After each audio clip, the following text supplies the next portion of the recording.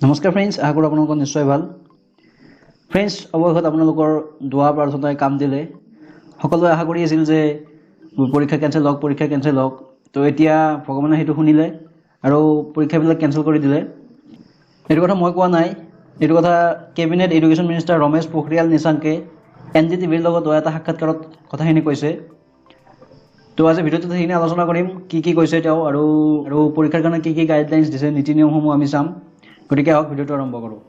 ভিডিঅ'টো আৰম্ভ কৰাৰ আগতে আপুনি যদি মোৰ চেনেলটো এতিয়াও ছাবস্ক্ৰাইব কৰা নাই তেতিয়াহ'লে ছাবস্ক্ৰাইব বাটনটো টিপি ছাবস্ক্ৰাইব কৰি ল'ব আৰু লগতে কাষত থকা বেল আইকনটো টিপি নটিফিকেশ্যনটো অল কৰি ল'ব, যাতে মই দিয়া ভিডিঅ' নটিফিকেশ্যনটো ভিডিঅ' দিয়াৰ লগে লগে পায়। গতিকে আহক ভিডিঅ'টো আৰম্ভ কৰোঁ।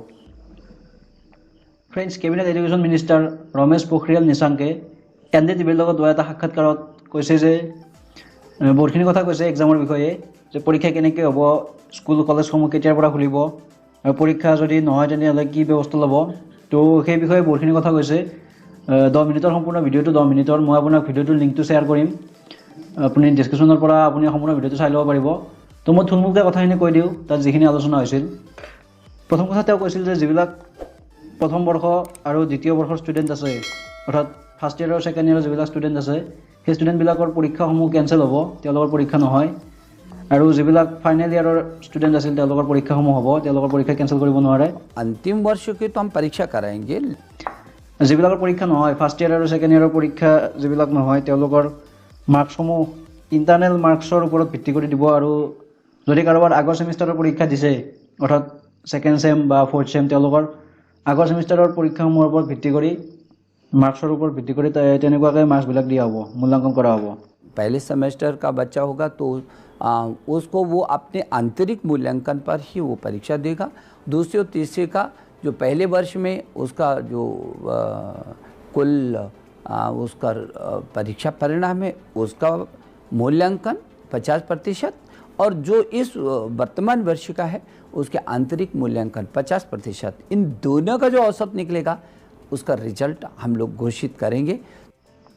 আৰু যিবিলাক অঞ্চলত ৰেড জ'ন চলি আছে, যিবিলাক মানে বিশেষ অঞ্চল আছে, সেইবিলাকত য'ত পৰীক্ষা পাতিব নোৱাৰি, তেওঁলোকৰ পৰীক্ষা নহয়, তেওঁলোকৰ কমপ্লিটলি তেওঁলোকৰ কেঞ্চেল হ'ব আৰু তেওঁলোকৰ এনেই মানে প্ৰমোট কৰি দিয়া হ'ব নেক্সট ছেমিষ্টাৰৰ হয়। কিন্তু ফাইনেল এক্সাম হ'ব, ফাইনেল এক্সাম সকলোৰে হ'ব বুলি কৈছে।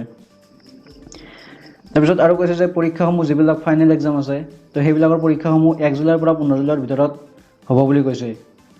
অৰ্থাৎ 1 জুলাইৰ পৰা 15 জুলাইৰ ভিতৰত পৰীক্ষাসমূহ অনুষ্ঠিত হ'ব। আৰু পৰীক্ষা শেষ হোৱাৰ পিছতহে, মানে যেতিয়া জুলাইত পৰীক্ষা শেষ হ'ব, 15 জুলাইত পৰীক্ষা শেষ হ'ব, তাৰপিছত ৰিজাল্ট দিব। ৰিজাল্ট দিয়াৰ পিছতহে, অৰ্থাৎ আগষ্ট মাহৰ পৰা বা তাৰে পিছত, তেতিয়াৰ পৰাই মানে স্কুল কলেজবিলাক খুলিব। পৰীক্ষাৰ আগত স্কুল কলেজ নহ'লে, পৰীক্ষা হ'ব, তাৰপিছতহে ৰিজাল্ট দিয়াৰ পিছত স্কুল কলেজবিলাক খুলিব। আৰু লগতে এইটো কৈছে যে যদি ভৱিষ্যতে পৰিস্থিতি আৰু অধিক বেয়া হয়, মানে যদি COVID-19 যদি আৰু বেছি স্প্ৰেড হয়, তেতিয়াহ'লে সময়ৰ উপযোগী সিদ্ধান্ত ল'ব। অৰ্থাৎ যদি জুলাই মাহত যদি পৰীক্ষা হ'ব বুলি কৈছে, সেইখিনি সময়ত যদি পৰিস্থিতি আৰু অধিক হয়, মানে কৰোণা ভাইৰাছ যদি আৰু বেছি হয়, তেতিয়াহ'লে ভৱিষ্যতে যি পৰিস্থিতি হ'ব, সেই পৰিস্থিতিৰ সময়ত তাৰ সময় উপযোগী সিদ্ধান্ত ল'ব বুলি কৈছে। অৰ্থাৎ যি সিদ্ধান্ত ল'ব লাগে সেই সিদ্ধান্ত ল'ব বুলি কৈছে।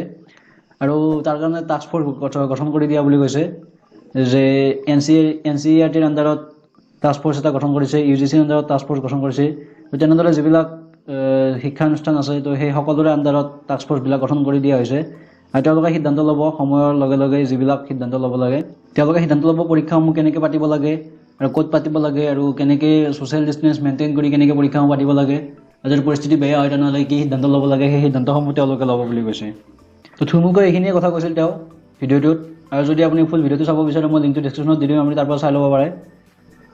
তো এইখিনি আছিল ভিডিঅ'টোত। যদি ভিডিঅ'টো ভাল লাগিছে লাইক কৰিব, লগতে ভিডিঅ'টো শ্বেয়াৰ কৰিব আপোনাৰ বন্ধুসকলৰ লগত, যাতে তেওঁলোকে গম পায় কথাখিনি।